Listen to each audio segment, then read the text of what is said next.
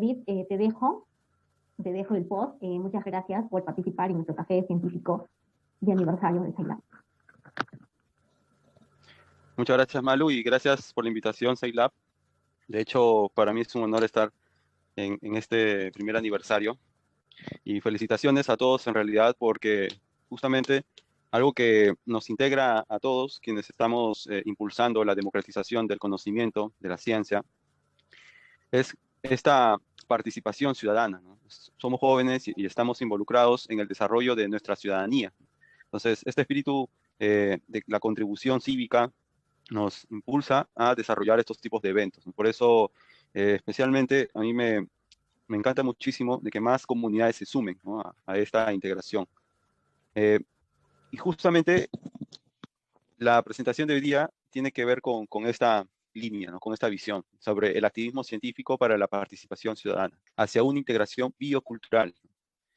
De hecho, en esta presentación vamos a tocar diferentes puntos, pero centrándonos en este mecanismo de integración biocultural, de articular esfuerzos, ¿no? En diferentes comunidades que van tejiendo puentes de comunicación, de co-creación, y todo ello implica, digamos, superar ciertas circunstancias, ¿no? Como hoy por hoy estamos viviendo, el tema de la pandemia es una situación bastante crítica que nos golpea no solo a nivel sanitario, sino también económico, a nivel social, por supuesto. Y todo esto, de hecho, y voy a partir de este tipo de suceso que justamente ha hecho tanta importancia en lo que hoy por hoy estamos viviendo a nivel social, político, el cómo ha impactado, ¿no?, la realidad nacional en nuestras propias vidas. Tal es así que ha conllevado a pérdidas de vidas.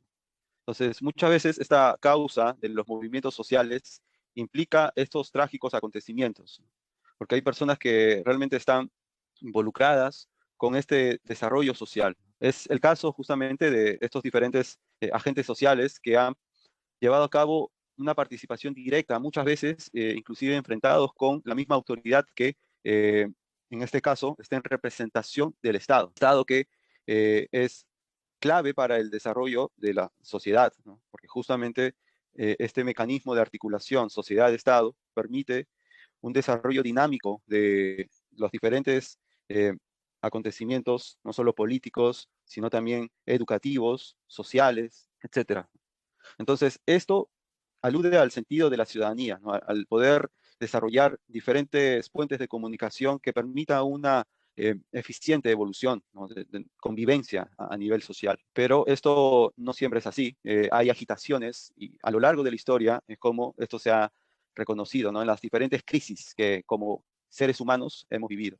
De hecho, hoy por hoy estamos viviendo una de estas crisis, diferentes crisis que en otros tiempos ya también se ha vivido, ¿no? Entonces, esto nos recuerda al 1918, fin de la Segunda Guerra Mundial y inicio de la pandemia de la gripe española. En aquel entonces ya, además de las cuantiosas pérdidas de vidas, enfermos, etcétera, esto conlleva muchas veces a trágicos escenarios que en paralelo se reconoce también muchas oportunidades que la vida misma nos depara, ¿no?, en estos momentos críticos. Entonces, esto traigo a colación porque ya en el periodo de 1920 a 1930, en la segunda década del siglo pasado, hemos reconocido cómo estos diferentes escenarios críticos van de la mano con revoluciones, ¿no?, como el caso de lo que sería más adelante las computadoras, ¿no? Estamos hablando de los primigenios desarrollos a nivel de lo que son las computadoras electrónicas, ¿no? Eh, ya a inicios de lo que sería la tercera década, 1930, ha habido bastantes avances justamente en lo que iniciaba la Segunda Guerra Mundial también, dicho sea de paso.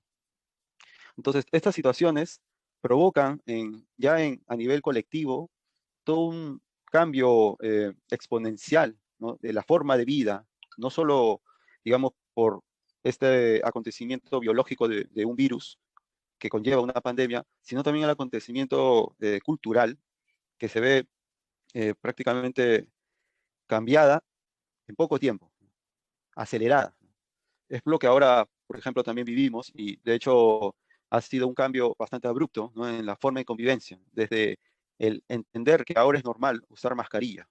En plena pandemia, esto trae consigo nuevas formas de comportamiento, como también una nueva normalidad, normada justamente por el Estado. Ahora, esto conlleva a que existan también muchas falencias en la misma normatividad, y lo estamos reconociendo en nuestra propia realidad nacional.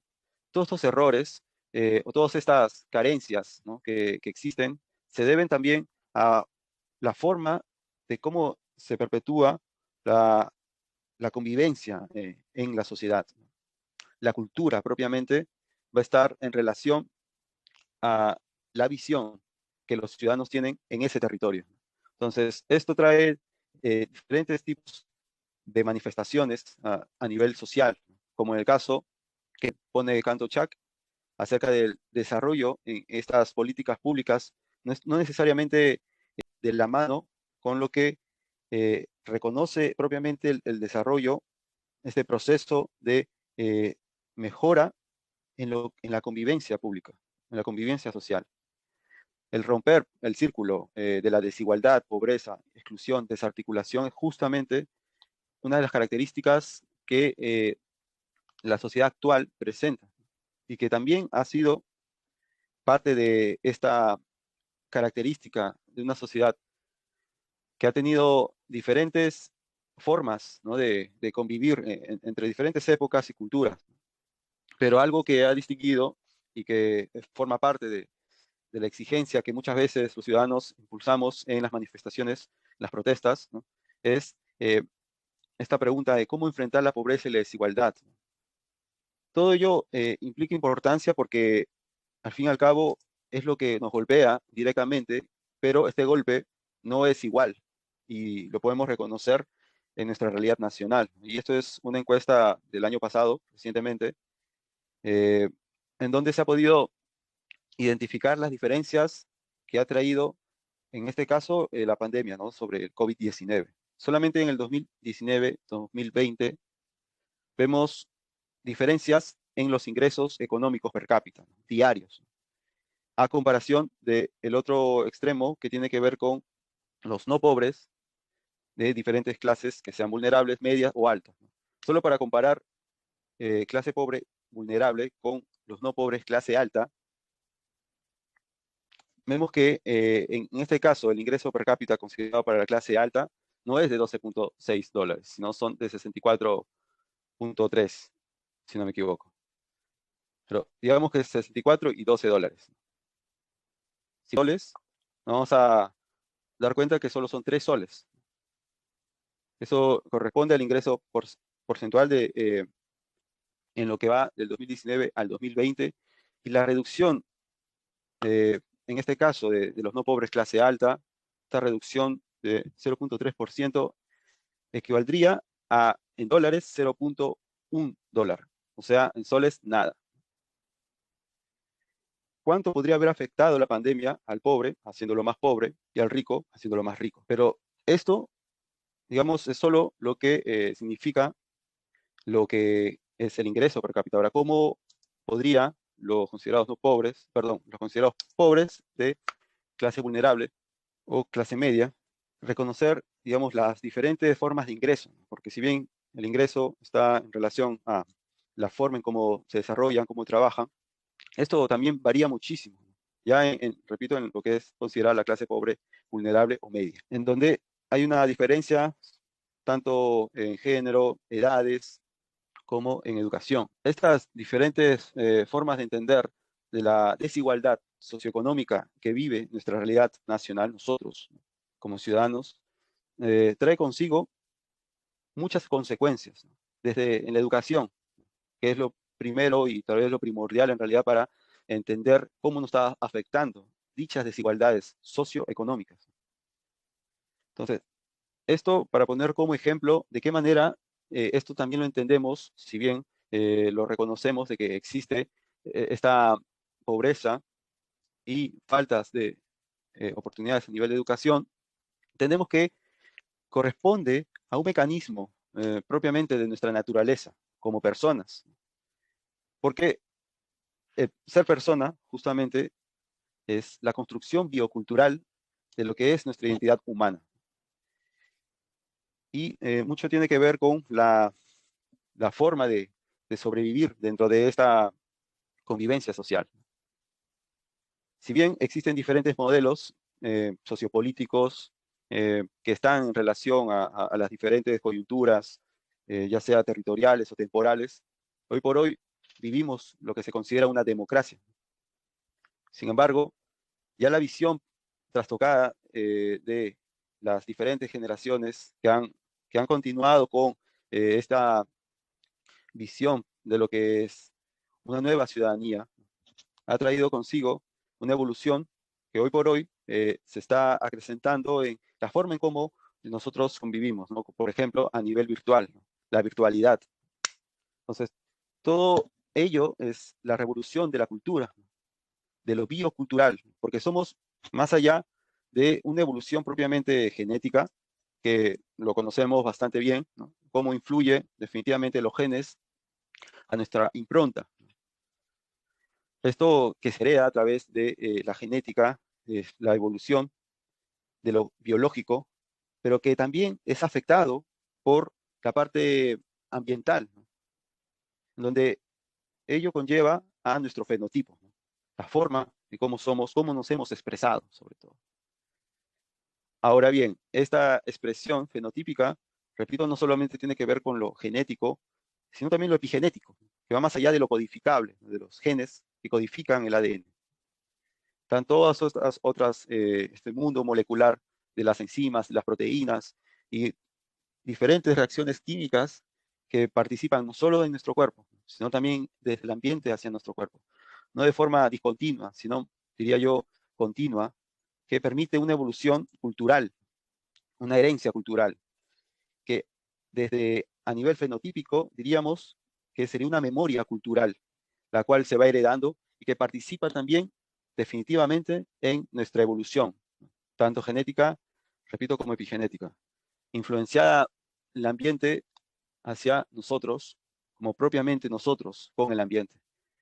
Todo esto a partir de entender cómo, cómo influye esta importancia de lo ambiental. Y lo ambiental involucra pues los recursos naturales que forman parte de nuestra dieta, de nuestra producción, de nuestra convivencia, de nuestra sobrevivencia.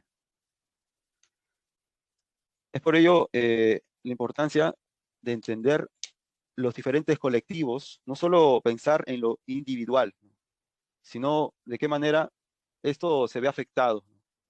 Se ve afectado en base a lo que le rodea. Y esto, repito, a nivel biológico tiene una importancia, pero a nivel cultural también tiene esa importancia y conlleva a resultados de lo que consideramos una normalidad social. Esta forma de ver la vida, ¿no? En torno a nuestra propia influencia biológica cultural permite hoy por hoy tener diferentes tipos de oportunidades políticas sociales. Es el caso de lo que estamos hoy ahora reconociendo, ¿no? En las nuevas elecciones que nos permiten entender, ¿no? Que cada partido tiene una visión sociocultural distinta a partir de su política, ¿no? De lo que considera el plan de Estado. Estas diferentes propuestas de planes de Estado, en este caso solamente voy a hacer la comparación con dos de ellas, que es la de Forsyth y Keiko. Por ejemplo, aquí vemos dos tipos de redes semánticas, ¿no? Una más poblada que otra. Tal vez intuitivamente podríamos reconocer cuál de estas, de las diferentes palabras que vemos aquí, pertenece a alguno de estos dos partidos, ¿no? Pueden, si gustan, escribirlo en el chat también para saber qué es lo que piensan acerca de solamente proyectar estas dos diferentes redes semánticas, ¿no? Que dicho sea de paso, alude a tanto el partido de Forsyth como el de Keiko.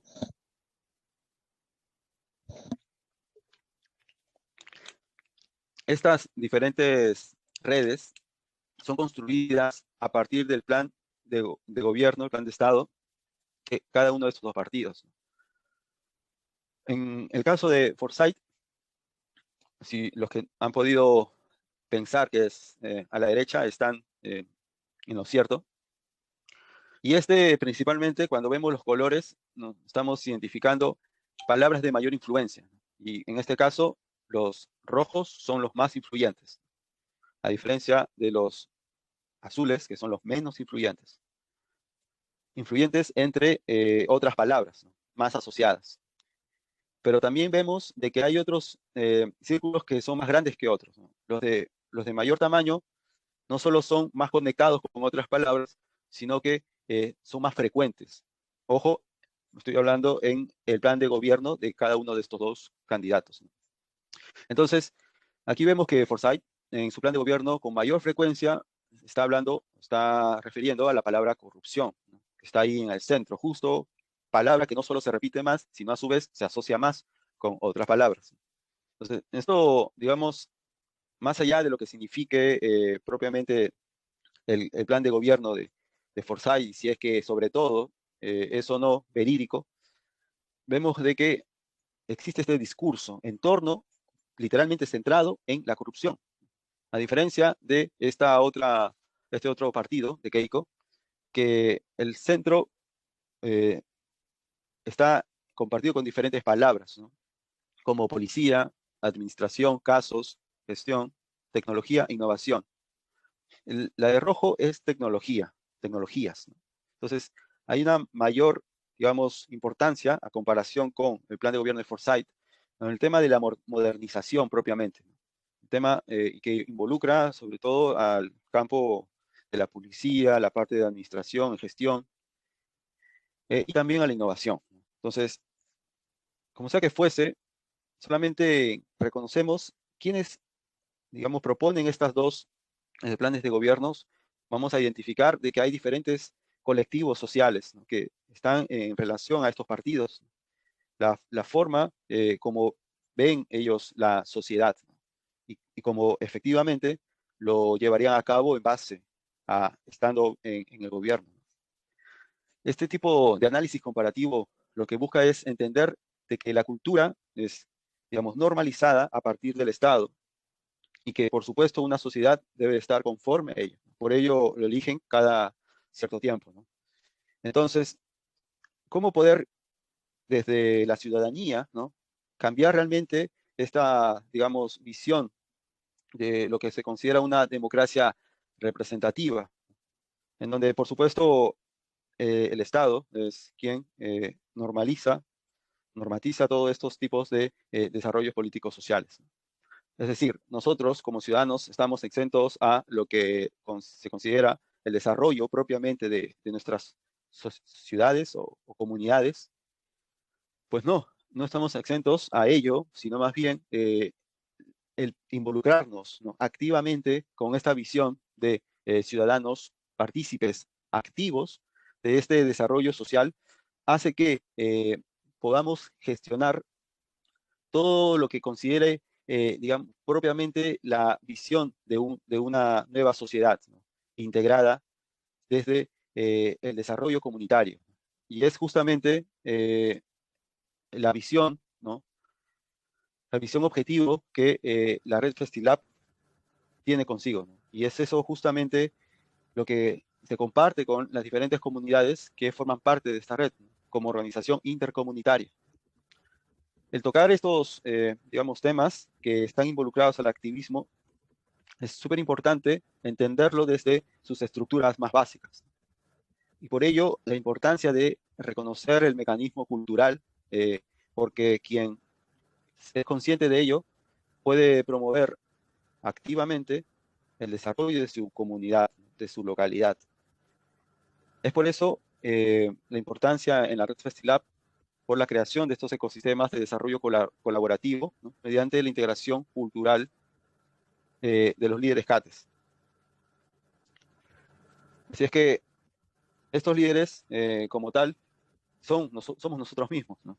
Son ustedes de SciLab, precisamente, quienes han participado y continúan participando, ¿no?, dentro de esta red, ¿no? Y justamente esta red, más allá del nombre, está la acción colectiva que propiamente estamos asumiendo, ¿no? En este desarrollo. Así es que parte de esta presentación es no solo discutir acerca del tema del activismo científico, sino también reconocer de que la forma en cómo estamos haciendo este tipo de desarrollo social.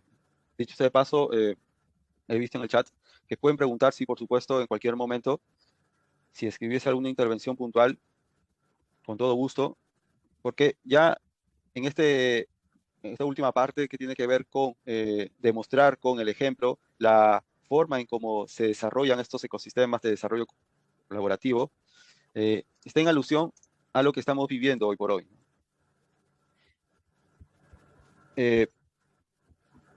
Para ir terminando con esta idea de lo que corresponde a la red FestiLab, la forma en cómo ahora nos encontramos en pleno año 2021, que es el año en el cual hemos avisorado implementar este plan de incidencia.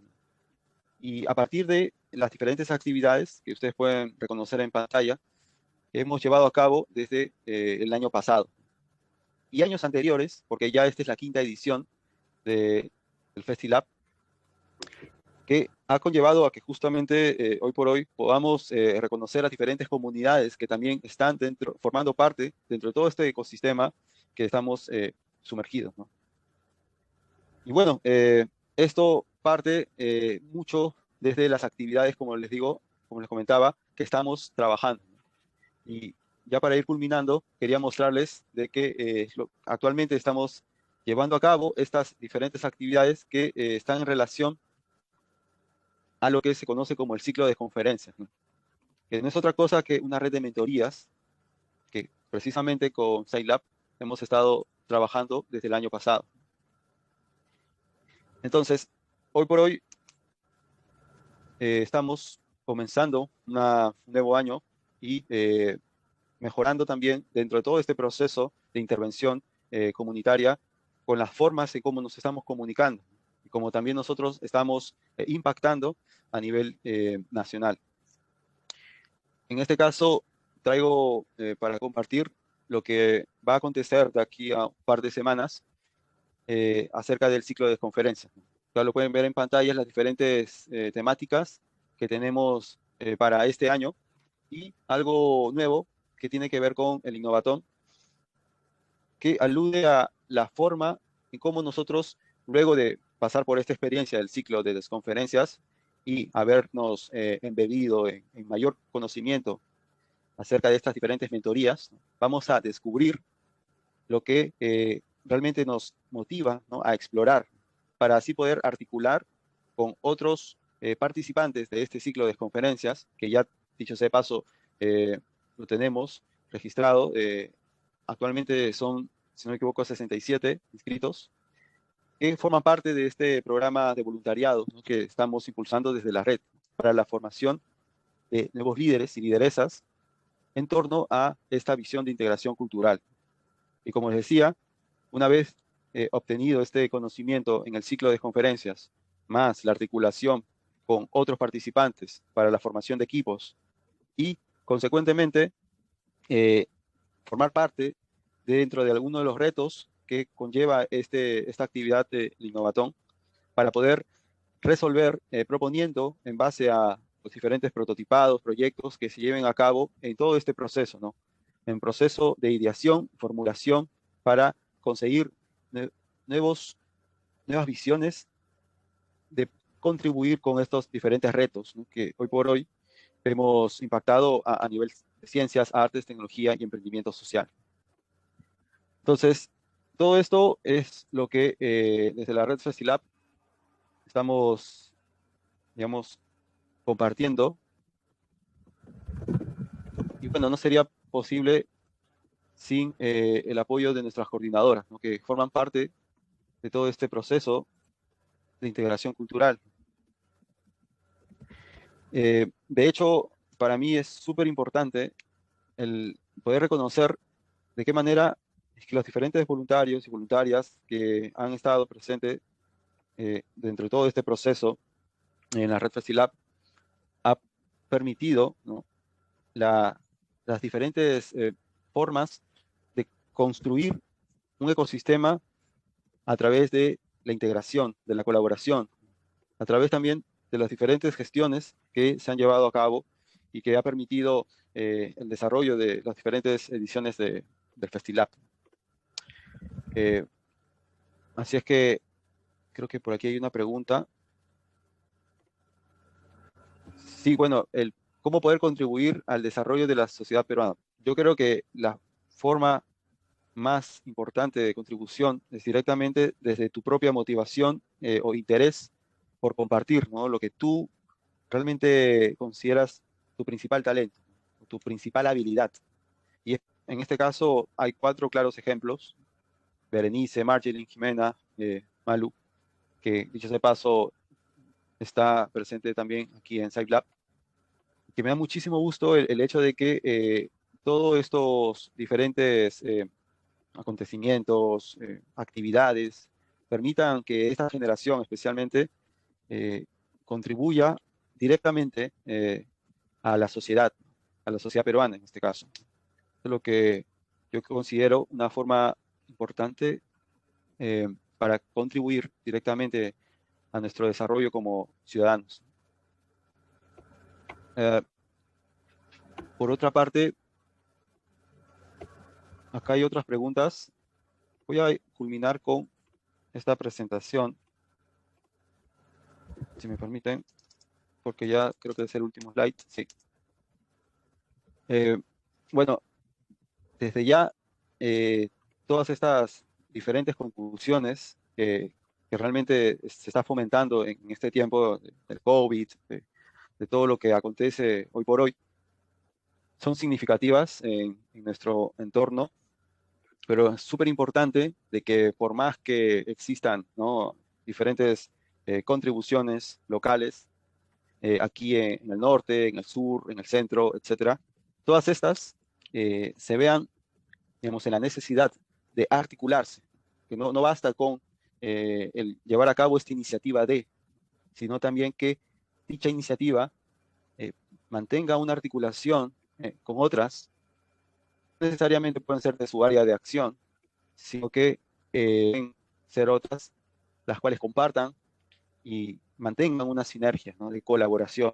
Creo que esta visión, este modelo de organización social, cultural, permite que realmente exista una distribución de lo que significa el poder de hacer, el poder de ser, el poder de ejercer nuestra propia soberanía, autonomía, evidentemente en sociedad, ¿no?, respetando las otras autonomías, pero todo esto no sería posible a través de lo que significa la integración biocultural. Es por eso, en este caso, mi presentación para ustedes, y agradecerles una vez más a SciLab, a Paloma y sus compañeros, Sergio y los demás, como Malu, quienes están contribuyendo también a esta sinergia, a este desarrollo colectivo, ¿no?, a través del activismo social, activismo científico. Si es que, por mi parte, ahora podría proceder a responder también algunas preguntas. Muchísimas gracias una vez más y voy a dejar de compartir.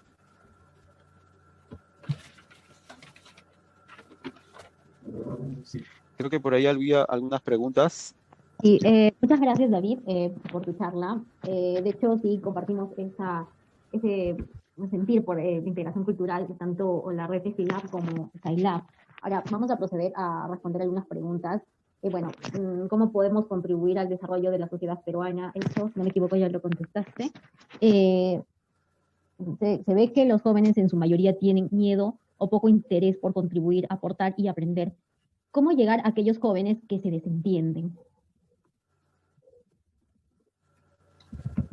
Hola, hola, ¿me escuchan? Sí, te escuchamos. Ok. ¿Cómo llegar a entender a esos jóvenes que se desentienden? De hecho, el desentenderse de el avance o el desarrollo propiamente de nuestra sociedad muchas veces los reconocemos como aquellos tibios, ¿no? Que no necesariamente, digamos, quieren contribuir activamente, sino tal vez a través de meras opiniones, lo que corresponde a las diferentes coyunturas sociales, ¿no? Más allá de que esté bien o de que esté mal, más allá de esas dicotomías, yo creo que, como sea que fuese, todos aportamos dentro de nuestros roles y papeles a la sociedad, ¿no? Desde, digamos, una forma activa, porque tenemos la capacidad de hacerlo. Yo quiero que seamos conscientes de que tal vez no todos van a tener la misma capacidad para que ejerzan ese liderazgo. Ahora, si bien todos tienen el potencial de lograrlo, pero no todos van a tener la voluntad. Entonces, ahí importa muchísimo que aflore esa voluntad de ser, ¿no? De, en este caso, impactar directamente a través de nuestras propias habilidades a nuestra sociedad, a nuestra comunidad, para de esta manera activamente poder contribuir en ella, ¿no? Entonces, me parece que todos cumplimos un rol, pero también es importante reconocer nuestras capacidades, ¿no? Para poder contribuir en este desarrollo de manera activa. ¿Tienen contacto o conocimiento sobre otros grupos locales como Sailab de mayor o menor alcance o actividad? Bueno, sí, de hecho, David pertenece, bueno, es coordinador general de la red de Silab, que al igual que Sailab, bueno, también contribuye a esta integración cultural. De hecho, no somos organizaciones ligadas a Estado ni nada. De hecho, sí formamos alianzas para llegar al gobierno, pero no pertenecemos al gobierno. Somos comunidades libres, ¿no? Si deseas, puedes contactarte con el mismo Sailab, con Paloma, que está presente, o con David, o mi persona también, que pertenecemos también a la red de Sailab. Ahora, David, yo tengo una pregunta. Se ha tergiversado mucho esta palabra que es activismo. Se ha manipulado bastante para llevarlo a todo ámbito. Para ti, para David, desde la experiencia que tienes, tanto como científico y tanto como fundador de la red de Sailab, ¿qué es la palabra activismo o qué significa, qué engloba la palabra activismo?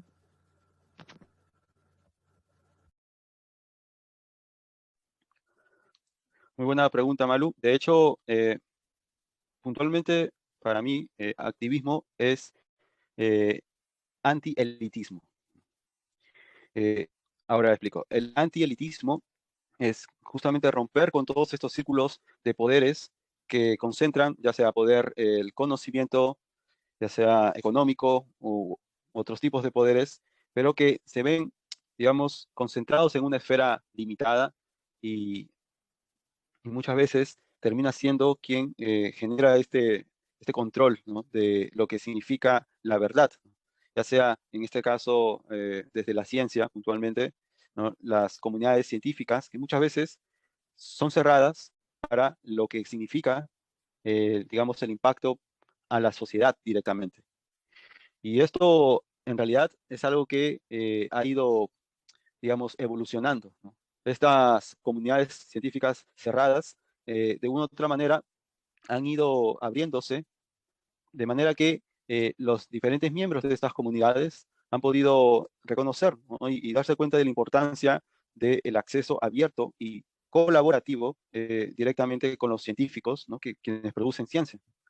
Entonces, pero yo reconozco de que estoy hablando ya hace 5 o 10 años atrás, donde no existían estas diferentes compartir directamente con la sociedad.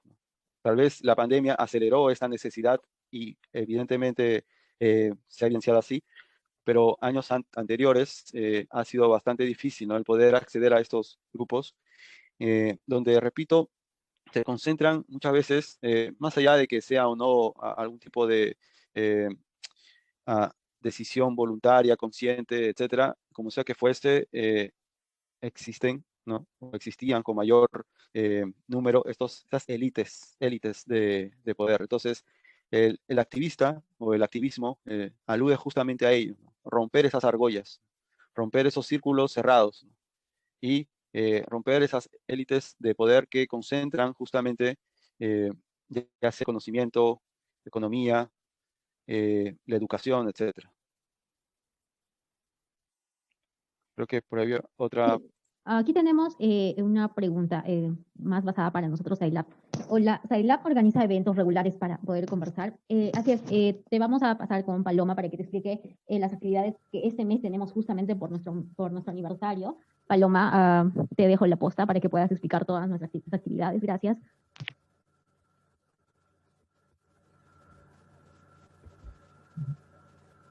Paloma, no se te escucha. Podríamos ir mencionando el café científico, creo yo. Es el evento de comunicación, de integración con los ponentes en SciLab. No sé qué Hola, opinan Paloma, ustedes. ¿nos escuchas? Dice que no puede activar el audio. Lo acaba de escribir por el chat. Pero no sé si ya lo solucionó. Creo que ya. Ya está, ya puedes hablar, Paloma. Creo que era cuestión de la configuración.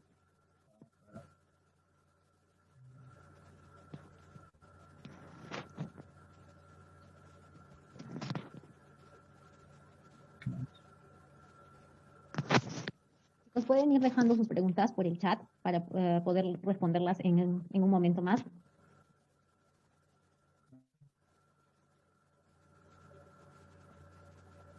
¿Alguna consulta?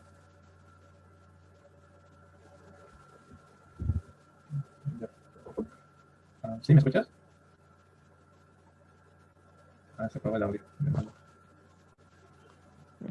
¿Qué ha pasado con Paloma? Paloma, ¿estás por ahí? Sí, tiene un problema con el audio. ¿Maloma, me escuchas? Sí, te escucho. Ya está. No te comentaba, mencionaste para ir avanzando mientras Paloma soluciona el problema del audio y no perder el hilo de la dinámica. Mencionaste la evolución de una palabra que se había tergiversado, ¿cierto? ¿Cuál era? La de activismo, si no me equivoco. Activismo, Ya, sí. ahora también tenía una pregunta sobre lo que había hablado David, que también ha evolucionado lo que es la palabra persona.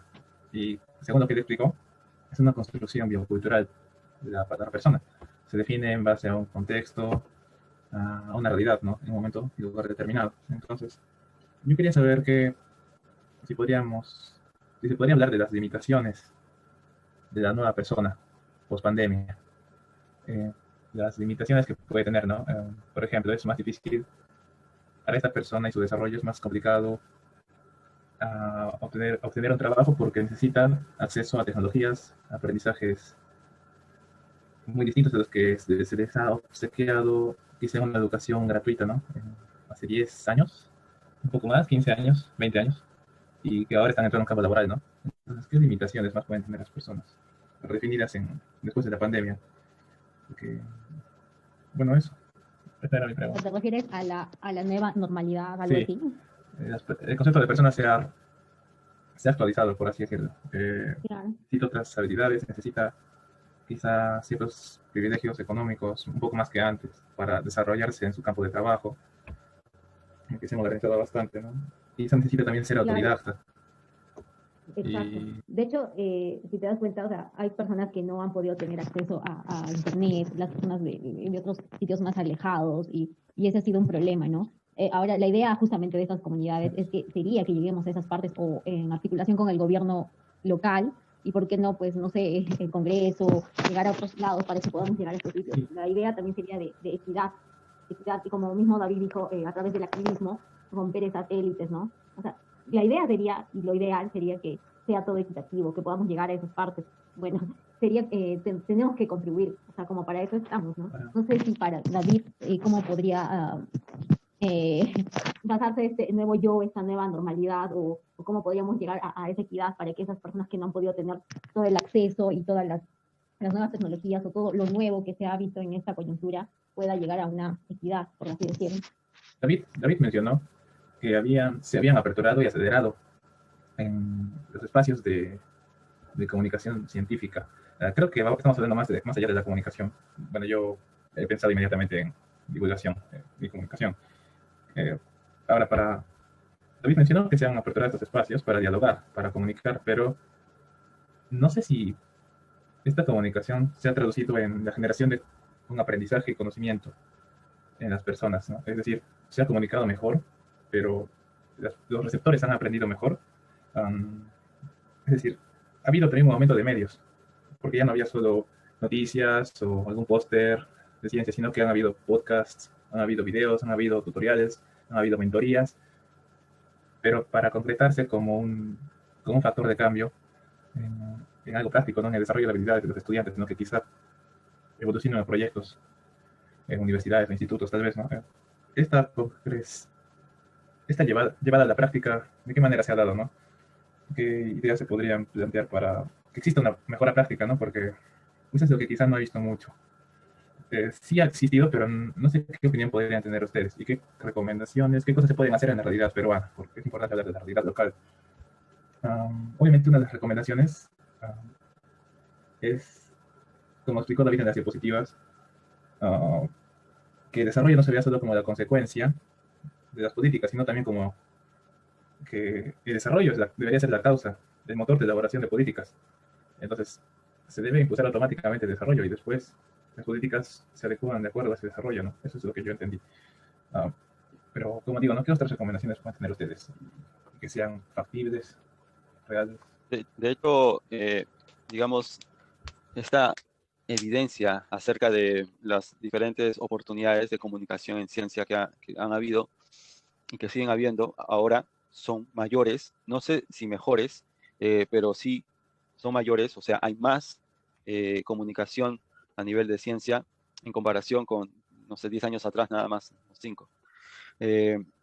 Esto lo vemos en diferentes eventos virtuales, talleres, grupos que están generando un impacto a nivel local, ¿no? Como en el caso de Sailá, por ejemplo, ¿no?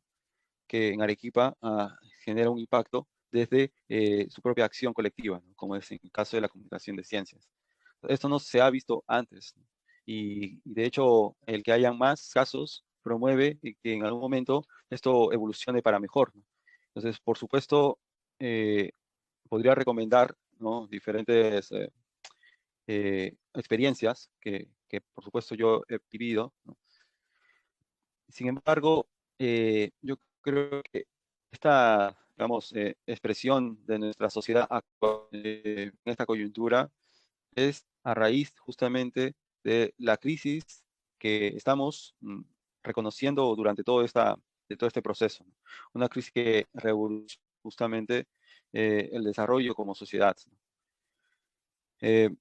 Pero, ojo, no solo para bien o para mal, más allá, repito, de esas dicotomías, se trata de que nosotros somos esa unidad evolutiva de la naturaleza, ¿no? Y entendiéndolo desde esa continuidad, ¿no? Permite analizar el ecosistema de una forma distinta, ¿no? Al menos más completa, ¿no? En el sentido de que permites integrar diferentes visiones, desde lo biológico a lo cultural, ¿no? Entonces, hablar ahora de la biología, ¿no? Y se involucra también lo ambiental. Es por eso que identificar todos estos procesos de cómo influencia, ¿no? En el mundo molecular estos diferentes sucesos ambientales eh, permite justamente que nuestra propia biología, nuestra propia cultura evolucione a través de nosotros, ¿no? Y bueno, esto es debido justamente a que somos, repito, la unidad evolutiva, ¿no? De esta naturaleza, como seres bioculturales, ¿no? Para responder en consecuencia a lo que menciona Héctor también, um, donde menciona sobre si es posible o se puede aprender ciencia de manera autodidacta, yo diría que más que se puede, se debe, ¿no? Porque es una actividad que es bastante, muchas veces inconsciente por nosotros, pero es, digamos, habitual, está en nuestra naturaleza raciocinio el preguntarnos sobre los fenómenos, ¿no? Que observamos, ¿no? Cualquiera que fuese, ¿no? El computador, por ejemplo, ¿no? Esta experiencia, ¿no? A nivel virtual, ¿no? Las preguntas que nos hagamos, ¿no? Esto en sí, ciencia, trae consigo el método, ¿no? De hacerlo, digamos, estructurado, esta experiencia que vivimos, habitual, la observación. A la observación se le agrega el método de analizarlo a través de medir ese fenómeno. ¿Cómo lo podemos medir? Ahí resulta esta pregunta, ¿no? ¿Cómo medir ese fenómeno que observamos? Entonces, allí entra a tallar, ¿no? Los diferentes modelos, instrumentos que permitir dar resultados a nuestra observación, luego de este análisis de medición que hayamos hecho. Entonces, por supuesto, los resultados van a traer consigo una conclusión, ¿no? En lo que hemos podido obtener del fenómeno observado. Es lo que hemos medido a diferencia de lo que observamos. Todo esto es ciencia. Entonces, el método científico que todos en realidad deberíamos de reconocer de manera consciente, ¿no? Para identificarlo en nuestro día a día, ¿no? Porque es de esa manera en cómo planteamos muchas veces las ideas de investigación, ¿no? Siendo conscientes de lo que pasa a nuestro alrededor. Uh -huh. Acá hay otra pregunta de Cristel, nos dice, ¿cómo asegurarse de que la investigación pueda traducirse en tecnología que impacta positivamente la sociedad? Aparte de la comunicación científica, ¿tienen algún consejo de por dónde empezar? Súper pregunta. No. Sí, una súper pregunta. De hecho, es una forma muy importante de reconocer cómo se va transformando, ¿no? Esa idea a un producto, a un desarrollo, ¿no? En este caso a una tecnología. Entonces, todo esto, repito, son métodos, ¿no? Métodos que estandarizan mecanismos.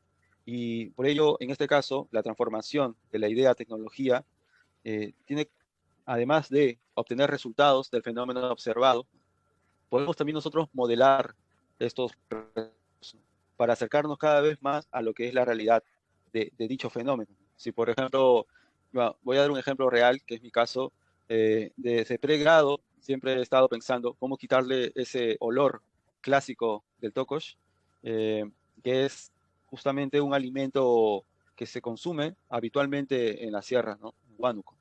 Pero muchos extranjeros, foráneos que no acostumbran el consumo, simplemente lo rechazan por su olor, ¿no? A fermento. Entonces, ¿cómo esa idea ha podido pasar por todo un proceso, ¿no? Un proceso que hoy por hoy lo reconozco como un proceso de innovación, ¿no? Pero en otrora, estoy hablando en pregrado, ¿no? Como un universitario, pensando simplemente cómo hacerlo. Entonces, si bien a mí me tomó más años de lo que ahora podría invertir, he podido reconocer durante todo este proceso de ideación, ¿no? Cómo ha sido transformado esto, lo que primero eran ideas, luego resultados del proceso de mi investigación, porque todo parte definitivamente de la investigación, repito, a través del método científico, para que continúe en lo que se conoce como el prototipado. Entonces, el prototipado no es otra cosa que ese modelo de la realidad que nosotros estimamos llegar, ¿no? Mientras más cerca mejor, obviamente. Entonces, en este caso, el poder prototipar esta idea en su momento me permitió entender cómo yo podría generar el desarrollo de esta tecnología, ¿no? Más precisamente, en mi caso, esta biotecnología de microencapsulación a través de biopolímeros, ¿no? Para la harina de tocosh. Entonces, de esa forma, he neutralizado el olor de tocosh con la técnica de microencapsulamiento.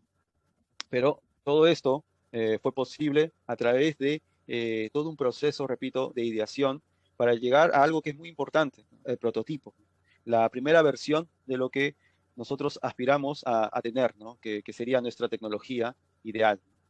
Entonces, he ahí en la prueba-error, ¿no? La famosa prueba-error, el poder construir cada vez mejor esa versión del prototipo hasta llegar a validarlo como una tecnología, obteniendo un producto mínimo viable. Y así, posteriormente, a lo que demande.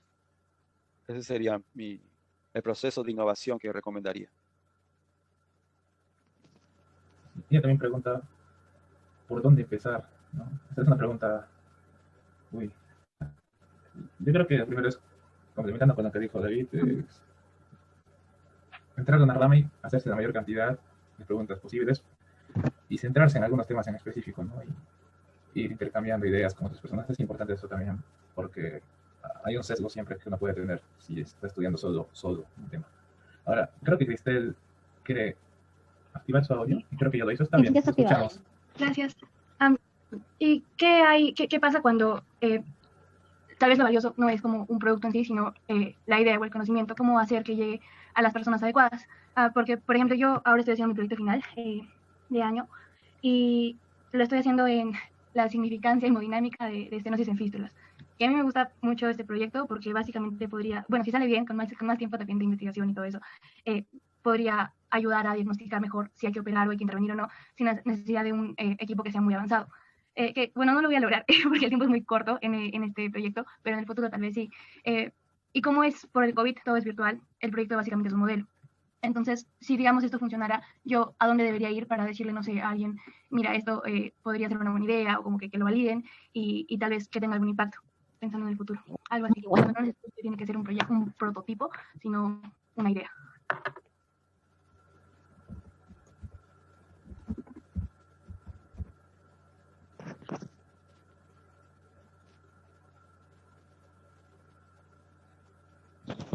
¿Me escucha? Sí, sí, sí, te escucha. Solo quería acotar lo que menciona Cristel, un poco compartiendo lo que he podido experimentar también. Digamos, cuando uno ya tiene este desarrollo a partir de una base de investigación, como en tu caso, es importante, o bien hay dos vías en las cuales podemos optar, ya sea público o privado. Si es una inversión pública, porque este desarrollo experimental es importante generarlo a través de una inversión, ¿no?, que provenga ya sea desde el sector público o privado.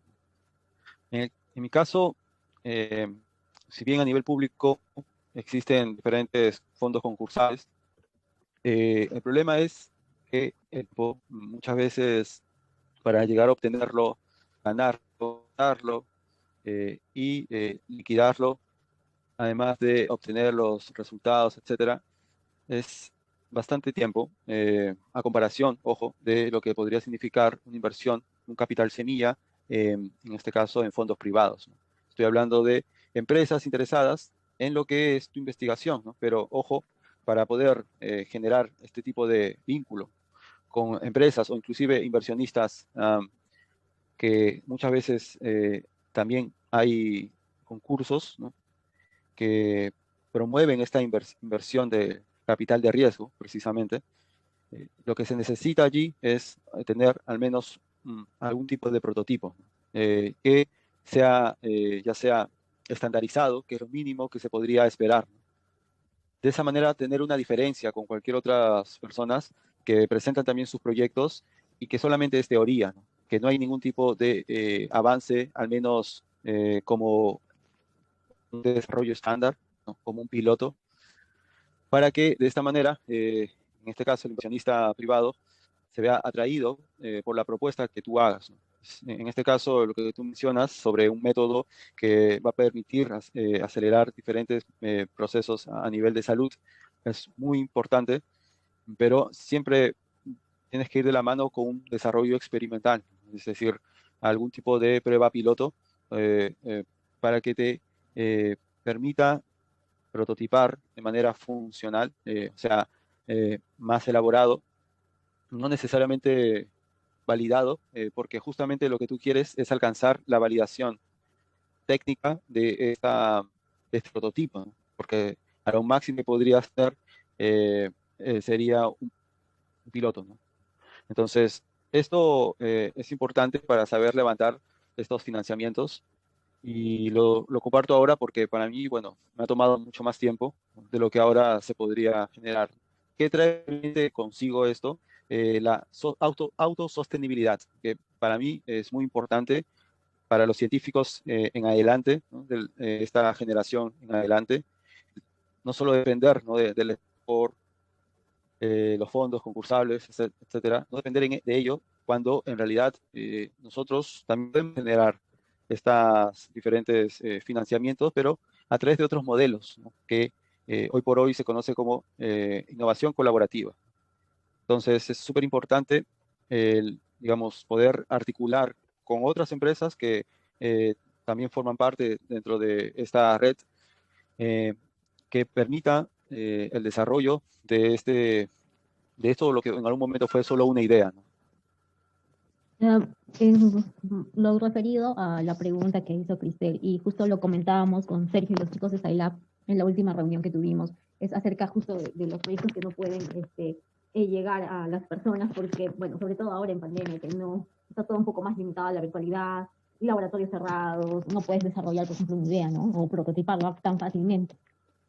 Justo estábamos pensando en lanzar algo como comunidad, justamente para impulsar a las personas que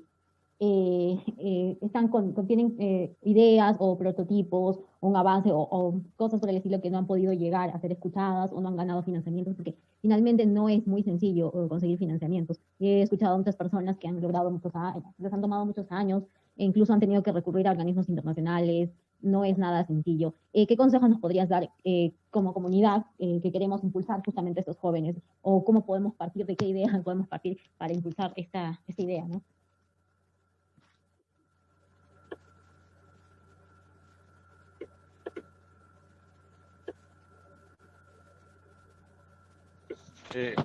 Creo que podemos partir en sí desde entender la realidad de nuestra localidad. Por eso es súper importante de que nos identifiquemos con lo que concierne a nuestra ciudad o concierne a nuestro espacio comunitario, ¿no? Con quienes compartimos, etc. Entonces, yo creo que es importante identificar estas diferentes problemáticas que forman parte de nuestra realidad local y de esa manera directamente contribuir con estas diferentes propuestas, solución. De una u otra manera, la red Festilab es una especie de simulacro, ¿no? de estas formas de contribuir con la ciudadanía, porque podemos entrenar en todas estas diferentes gestiones que llevamos a cabo y que nos permite involucrarnos a través de la participación de actividades directamente para la sociedad en general, nos permite involucrarnos de esa manera, ¿no? Así como SailLab, y llegar a más personas que conecten, ¿no? con esta visión, ¿no? De esta manera, involucrar a la sociedad para que identifiquemos cuáles son estas problemáticas y discutirlas abiertamente para que nos permita, una vez más, ¿no? contribuir con la visión que tenemos a través de nuestro liderazgo, ¿no? Esta visión en la cual vivimos en nuestra propia comunidad y que la vemos que se comparte con otras comunidades. Por eso, repito, la mejor manera de poder empezar, el poder atender a todo ello, es reconociendo cuáles son esas problemáticas de mi comunidad para poder proponer soluciones alternativas. Y de esta manera, involucrarnos directamente al desarrollo de nuestra sociedad.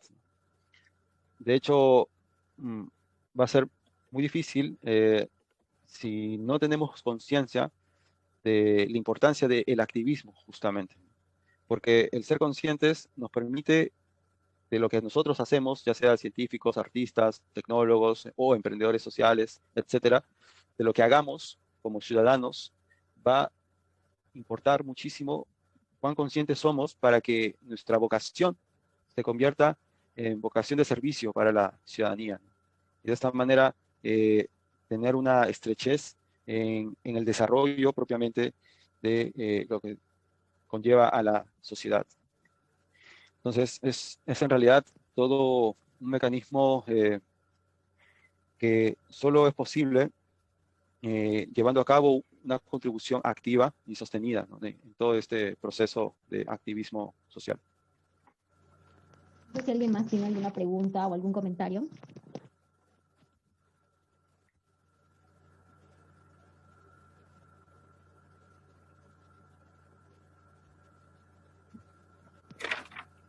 De hecho, lo que me puso Sergio, recién estoy viendo en el chat, ha hecho una buena síntesis acerca de todo este proceso, ¿no? de innovación, que es idea, prototipo, producto, sí. Y de hecho, ese es, digamos, en síntesis, el proceso para poder, en otras palabras, también escalarlo a nivel social, económico y ambiental.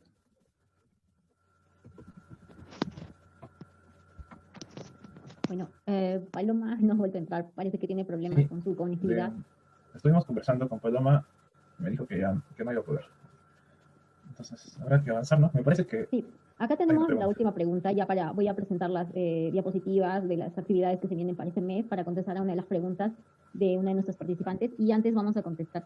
Es una pregunta para David. ¿Nos puede contar un poco de su trayectoria académica? Bueno, voy a ser breve en ello, porque de hecho mi trayectoria académica, dicho sea de paso, ahora lo estoy retomando, porque es justamente en todo este proceso del posgrado, ¿no? que estoy hablándoles hace 5 años atrás, cuando egresé de pregrado, donde si bien en esta trayectoria de pregrado ha sido para mí al menos buena, por el sentido de que he tenido la experiencia de ser becado en Cayetano Heredia, y no solo, digamos, a nivel académico, podría, digamos, contribuir dentro de mi formación en Cayetano, sino, y aquí pongo énfasis en la experiencia científica, que sí podría al menos compartir que ha sido buena, bastante buena en realidad, que justo fue por ello que conocí más el proceso de investigación, ¿no? Ahora, esto no por el hecho de que haya estado en la currícula propiamente de Cayetano, sino porque es el entorno mismo de la universidad en donde ya por voluntad propia he querido explorar, ¿no? Entonces, ahora hace poco que he obtenido el orden de mérito, veo que académicamente hablando he tenido buen promedio, porque de hecho la beca me exigía que no baje del 14, de ponderado, y de hecho eso es tratado, ¿no?, de desarrollar en todo mi actividad académica, que realmente para mí al menos ha sido un cambio abrupto, ¿no?, de la secundaria hasta la universidad. En el medio hubo un gap, ¿no?, de lo que siempre, al menos me ha acontecido a mí, que es el trabajo. Entonces, esta experiencia del trabajo como empleado, ¿no?, en diferentes formas, antes de tener la experiencia en la universidad, ha sido este cambio abrupto, ¿no?, que me ha permitido identificar la necesidad temprana de la educación, pero no necesariamente a veces nos podemos cuestionarnos sobre la parte meramente convencional de la educación, porque muchas veces, como en mi caso, no vamos a tener la oportunidad inmediata, sobre todo eso, de obtener tal, digamos, qué sé yo, grado académico, etcétera. Hubo oportunidad de estudios por la forma en que yo he tenido que vivir mi propia realidad, ¿no? Entonces, es por ello que siempre me ha interesado más el obtener becas, pero para esto justamente importa mucho la calidad académica, que tú mismo puedas autodisciplinarte. Por eso, bueno, en mi caso, si bien pertenezco a la Facultad de Medicina, a la Escuela de Tecnología Médica en Cayetano, así fue como egresé y alcancé el bachillerato. Sin embargo, al margen de ello, o a la par de ello, estuve investigando, ¿no?, desde los primeros ciclos. Y es eso justamente lo que se ha mantenido en todos estos ya 10 años, ¿no?, de investigación continua, ¿no? Es por eso que inclusive, y realmente para mí al menos es motivo de importancia hasta vital, el poder vivir justamente de la investigación. Y bueno, eso, digamos, en resumen de lo que ha sido un poco mi historia académica, que realmente está estrechamente ligada a la investigación, netamente. Muchas gracias, David, por compartirnos tu experiencia a nivel académico. Para finalizar, vamos a compartir las actividades que se nos vienen, incluyendo este café científico.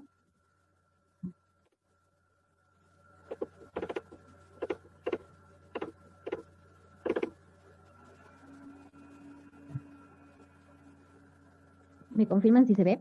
Sí, se ve. Ya. Bueno, hemos tenido hoy día, gracias por participar, David, por este Muchas gracias, David. puesto especial. De hecho, ha sido bastante fructífero y bueno, esperamos contar contigo en más cafés científicos porque de hecho tienes muchas experiencias, investigaciones y demás, y sería genial que puedas compartir con nosotros más de estas actividades que llevas. Bueno, el día de mañana, continuando con nuestras actividades por el aniversario, tenemos justamente una entrevista, podcast, con nuestra presidenta Paloma. Ella va a estar con la red FestiLab a través de Instagram Live de la red FestiLab. Ella nos va a compartir su experiencia como lideresa del año pasado, del 2020, y cómo ha sido todos estos años desde su trayectoria y la experiencia del año pasado vía virtual como lideresa de la red FestiLab. también vamos a tener otras actividades el día sábado. Nosotros, SciLab, estamos en el panel de compromisos ambientales congresales rumbo al Bicentenario. De hecho, yo soy una de las representantes y, bueno, están cordialmente invitados. Vamos a dejar el link del formulario porque tiene que haber un formulario que tiene que ser llenado y vamos también a retransmitirlo porque esto también va a ser retransmitido. Esto va a ser el sábado a las 6 de la tarde. Va a ser transmitido vía, bueno, para la inscripción vía Zoom y vía Facebook Live. Cualquier cosa, están contactándose con Paloma, conmigo, vía redes sociales también vamos a dejar todos los links. Y bueno, para continuar con nuestras actividades, también tenemos este domingo el concurso Libera tu Imaginación para los niños con dos categorías, de 3 a 6 años y la categoría 2 de 7 a 11 años. Van a haber premios, de hecho ya hay bastantes inscritos, y si es que conocen más niños que puedan inscribirse aquí, gustosos, pueden entrar a la página que ahí también está el link de inscripción. Y por último, para finalizar, también tenemos otro evento que es el Cuentacuentos. Este va a ser el día 21 de febrero a las 4 de la tarde. De hecho, también hay un link de inscripción. Y al finalizar esto va a haber un taller de manualidades. De hecho, que justamente como SciLab estamos justamente para llegar a todo el público, hasta los niños principalmente. De hecho, Paloma es quien más es allegada a los niños. Ella tiene bastante llegado con ellos, ¿no? También realizamos actividades para todo el público, para que lleguen especialmente. Y justamente podamos a ellos formarlos desde muy niños para que a través de artes y cosas así sencillas puedan despertar su interés en la ciencia y cosas que hacen mucha falta ahora más que nunca, ¿no? Como nos hemos dado cuenta en la actual coyuntura.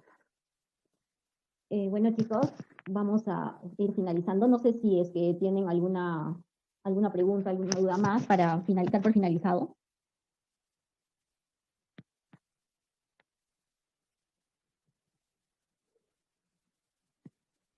Bueno, vamos a agradecer a David y a todos nuestros participantes. Muchas gracias. De hecho, cualquier cosa estamos en las redes sociales para que nos contacten. Si es que tienen también más ideas, quieren participar tanto de voluntariado, tanto para FestiLab o para SciLab. De hecho, que pueden contactarse conmigo, con Paloma, con los chicos. Estamos gustosos de seguir contribuyendo con nuestra sociedad a través de esta integración cultural de la ciencia, arte, tecnología y emprendimiento social, como lo es FestiLab, y a través de la divulgación científica, como lo es SciLab, ¿no? Muchas gracias a todos, nos estamos viendo ya en nuestras siguientes actividades.